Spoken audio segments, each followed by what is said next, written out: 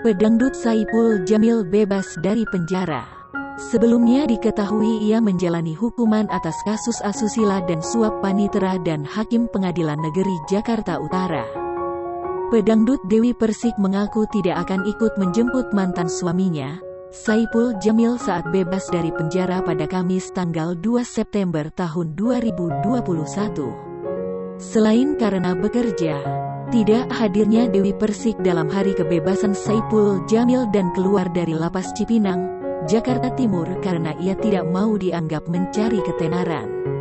Sebab, Dewi Persik menyadari bebasnya Saipul Jamil akan menjadi sorotan kamera awak media, serta perhatian publik. Wanita yang akrab disapa DP itu mengakui sebenarnya diizinkan suaminya, Angga Wijaya, hadiri kebebasan Saipul Jamil. Tapi, ia memilih untuk tidak datang ke lapas Cipinang.